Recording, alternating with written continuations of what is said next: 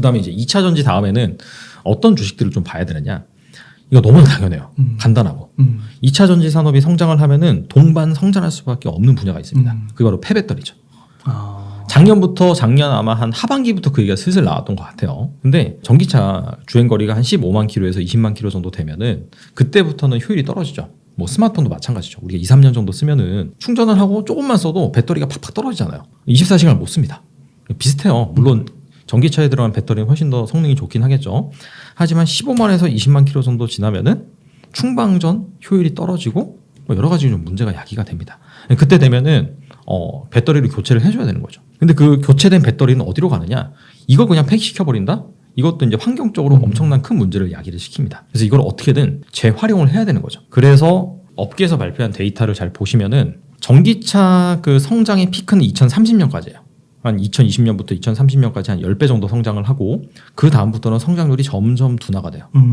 전기차 그 판매량 같은 경우에는. 근데 폐배터리, 뭐 처리량, 시장 규모 이런 것들을 보시면은 한 2020년부터 2030년까지는 비슷해요. 이 전기차 시장과 성장한 성장률이. 근데 2030년부터 오히려 한 2040년, 50년 놓고 보면 그때 성장률이 더 커요.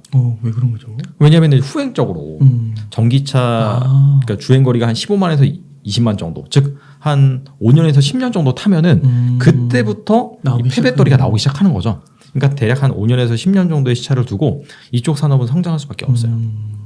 그래서 그런 특징을 가지고 있기 때문에 2차 전지 시장이 성장을 하면 폐배터리 산업은 무조건 성장을 한다. 그렇게 이제 보시면 될 것 같고, 그래서 사실 그 관련주들이 무엇이냐 그게 중요한데 대부분 다 2차 전지 업체들이 그래서 그런 것들을 하고 있어요. 어차피. 왜냐하면 이게 폐배터리를 재활용하는 관점에서 두 가지가 있는데 재사용이 있고 그 다음에 재활용이 있습니다. 리유즈, 리사이클링이 있는데 재사용 같은 경우에는 사람들이 막 폐배터리 수거한 걸 가지고 뭐 검사하고 뭐 분해하고 분석하고 해가지고 그걸 다시 다 재조합을 해요. 그 다음에 ESS, 에너지 저장 시스템 그런 걸로 다시 만들어서 출고를 하는 거예요. 근데 그러다 보니까 그거는 기술 뭐 이런 것보다도 사람들이 많이 달라붙어서 하는 작업이기 때문에 좀 노동 집약적이라고 볼 수 있고 그 다음에 뭐 대량 생산의 한계도 있어요. 이쪽은 부가가치가 상대적으로 좀 낮다라고 보시면 되고 대신 리사이클링, 재활용 같은 경우에는 실제로 그 배터리를 파쇄하거나 아니면은 뜨거운 열을 가해서 용융을 시켜버립니다. 근데 거기에서 그 2차 전지 핵심 소재 있죠. 뭐 니켈, 코발트, 망간, 알루미늄 이런 것들을 추천을 하는 거예요. 뭐 흑연이라든지 그런 것들을. 그래서 이거는 대량 생산이 가능하고 기술이 좋아야겠죠. 얼마나 기술력이 높냐에 따라서 이 배터리에서 핵심 소재 회수율이 뭐 90%가 된다, 95%가 된다. 그런 것들이 가능하거든요. 그래서 이제 그런 뭔가 사업 아이디어를 가지고 있고 여기에 적극적으로 투자하는 그런 기업들을 잘 주목해서 볼 필요가 있는 거고, 조만간 이제 우리나라의 폐배터리 대장주가 상장을 합니다.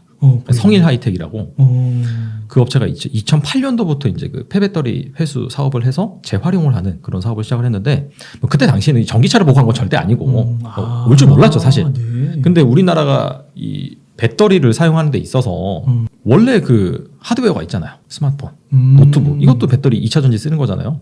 그것 때문에 사실 그 비즈니스 헤더라고 보시면 돼요. 스마트폰에서 나오는 배터리라든지. 와, 시대의 운을 타고나는 기업이네요. 사실 그 뭐 우리 웅달 대표님도 비즈니스 해보셔서 아시겠지만 내가 정말 해안이 있어서 이거 간다라고 해서 성공한 사람은 별로 없어요. 열심히 하다 보니까 운대가 잘 만나가지고 그래서 된 거죠 사실. 뭐 모르겠어요. 뭐 그쪽 대표님이 정말 해안이 있어서 하는지 모르겠지만 제가 봤을 때는 그거보다는 원래 이쪽에서 좀 사업을 하다가 좋은 기회를 만나지 않았을까 생각을 하고, 그때부터 리사이클링 산업을 잘 하다 보니까 아마 지금 세계 탑5 안에 드는 그런 회사고, 그 다음에 생산 능력도 어느 정도 있습니다. 이번에 이제 IPO 하면서 자금 조달해서 더 이제 법인을 설립을 하겠죠. 그래서 해외에서도 지금 법인이 있는 상황이고, 우리나라 업체들과 이제 뭐 이렇게 조인을 해서 아마 유럽이라든지 그쪽에도 법인을 많이 설립할 것으로 예상이 돼요. 그래서 그런 기업을 뭐 청약을 하셔도 되고, 근데 청약은 뭐 사실 의미 있는 수량을 받을 수는 없으니까 대신에 이제 상장을 하고 나서 한 1개월, 3개월, 6개월 정도 그 기관 투자자들의 의무 화약 그 보유 물량이 풀리면서 오버행 관점에서 주가가 많이 내려올 수도 있어요. 나중에 가면은 그때 이제 좀 보시면 좋을 것 같고,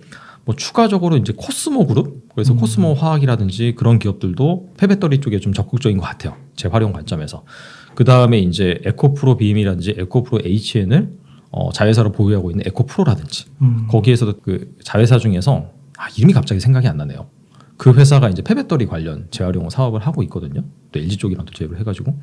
그래서 뭐 그렇게 준비를 하고 있습니다. 지금 뭐 본격적으로 그렇게 막 폐배터리가 메인 비즈니스다라고 하는 기업은 사실상 상장사에 별로 없어요. 뭐 성일하이텍 그게 상장하면 이제 그게 이제 메인이고 성일하이텍 그런 기업들 그 다음에 이제 고려야 같은 경우에도 이제 뭐 광물 이런 데서 이제 금속을 추출하는 그런 기술을 가지고 있는 기업인데 우리나라에서 뭐 탑이죠. 근데 생각을 해보면 어차피 2차 전지 소재라든지 폐배터리라든지 어차피 그런 폐배터리나 광물에서 그 핵심 소재를 추출해내는 그런 기술이 핵심이거든요. 고려아연이 안 할 이유가 없어요. 그러다 보니까 뭐 LG 쪽이라든지 그쪽이랑 합작사를 설립을 해서 지금 계속해서 그쪽 좀 비즈니스를 확장하고 있어요. 그래서 지금 뭐 상황에서는 아직까지는 뭐 각자 방금 언급드린 그런 기업의 비즈니스로 주가가 움직이지만 장기적으로 봤을 때는 그런 좀 신사업 아이템, 핵심 무기들을 가지고 있으니까 그쪽 업체들이 과연 그걸 잘 비즈니스 영위를 하는지 잘 확장시키는지 그런 부분들을 잘 판단을 하시면서 좀 관심 종목으로 두시고 길게 보면 좋지 않을까 생각을 합니다. 아, 네. 그 2차 전지 말씀해 주시면서 그 다음이 뭐냐 했을 때 정말 그 2차 전지 전기차가 커질 때 수반되는 거를 생각하는 우선 그 사고 방법 그거를 이제 시청자분들께서 한번 유심히 들어보셨으면 너무 좋을 것 같고 그렇게 해서 말씀해 주신 게 폐배터리 그렇게 해서 몇 개 기업을 언급해 주셨는데 한번 언급해 드려보면은 성일하이텍, 에코프로, 코스모그룹, 고려아연 이런 기업들 뭐 구글에서 검색하면 바로 나와요. 나오는 거니까 제 유튜브 와서 보셔도 바로 나와요. 유튜브도 보고 한번 살펴보시면은 너무 좋을 것 같습니다.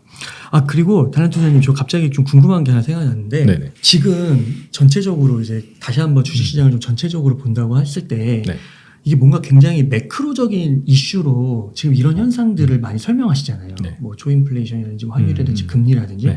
근데 사실 한 6개월, 1년 전까지만 해도 되게 바튼업으로 매크로는 좀 무시해도 되고 기업의 펀더멘털한 그런 경쟁력을 중심으로 또 많이 봤던 것 같아요. 근데 실제로 저도 주식 경험이 짧다 보니까 매크로보다는 기업의 진짜 그런 탄탄한 게 왜냐면은 환경은 그렇잖아요. 우리가 항상 환경 탓하고 있으면은 뭐 사업도 그 마찬가지지만 될 것도 안 되잖아요. 항상 어떻게든지 환경이 어렵더라도 뚫고 나가려고 하는 그런 노력들이 필요하잖아요. 그런 줄 알았는데 지금 이렇게 보면은 확실히 매크로 지표가 굉장히 중요한 것 같다라는 인식을 받게 되거든요.